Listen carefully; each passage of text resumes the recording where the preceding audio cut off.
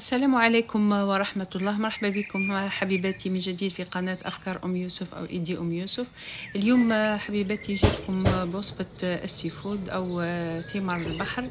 نتمنى أنها تعجبكم وتتبعوا معايا حتى نهاية الفيديو باش نتعرفوا على المقادير وطريقة التحضير. إذن باش نحضروا وصفتنا لنهار اليوم البنات نحتاج إلى تشكيلة منوعة من فواكه البحر. هنا كما شفتوا يعني أنا ما استعملتش مقادير كبيرة، فقط شوية تاع الكروفات، شوية تاع ليزانوا والكالامار، كذلك شوية تاع اللانغوستين، وعندي لهنا البانس تاع الطوغو وشوية تاع ليمون.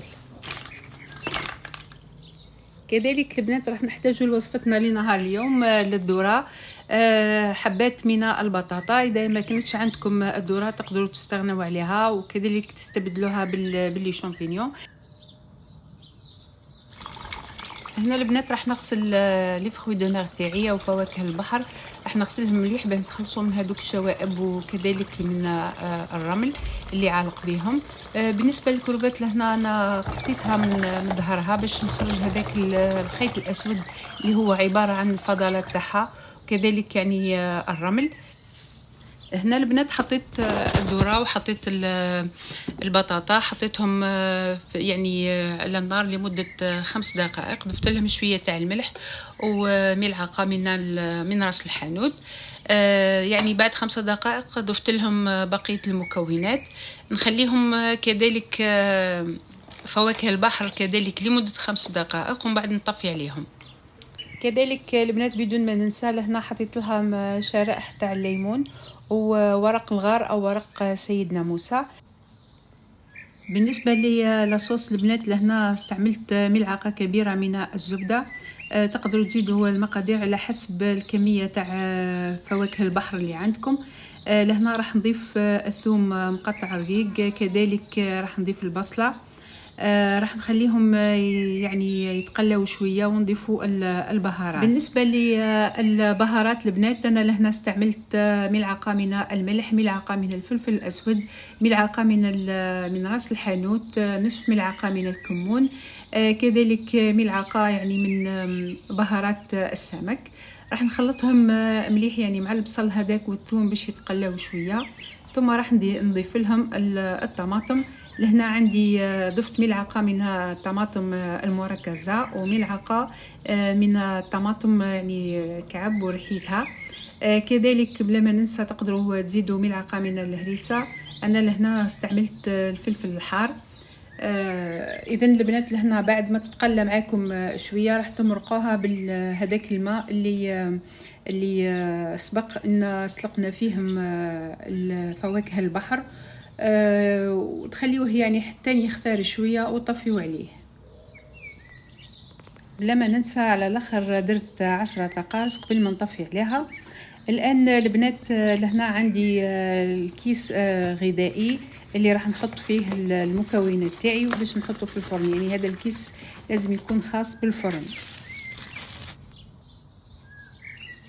هنا البنات بعد ما بردوا المكونات اللي كنت سلقتهم قبل اللي هما فواكه البحر والذرة والبطاطا، هنا راح نحطهم في الكيس، وكذلك راح نضيف لهم هذاك لاصوص اللي كنت وجدته قبل.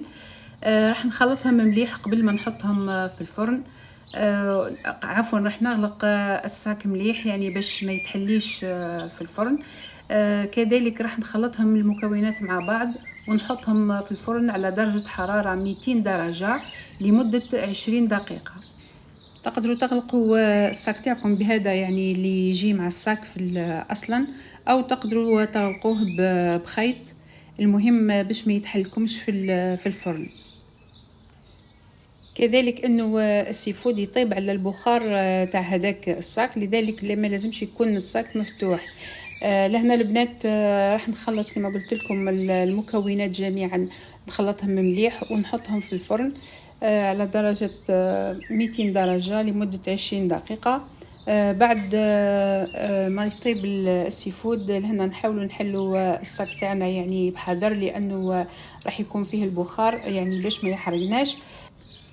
هنا البنات انا رفقت البلا تاعي تاع سي فود بالروز. انتم كذلك تقدروا ترفقوه بالسباغيتي او باي معجنه واحده اخرى.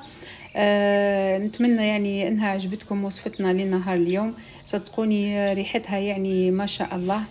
لانها يعني غنيه بالفواكه تاع البحر، وكذلك بال هذيك المنكهات او البهارات، يعني تزيدها واحد البنه ما شاء الله.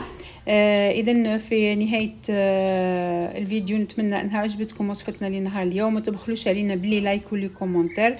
كذلك اللي مازال ما اشتركش في القناه نتمنى انه يشترك في القناه باش يوصلوا كل ما هو جديد.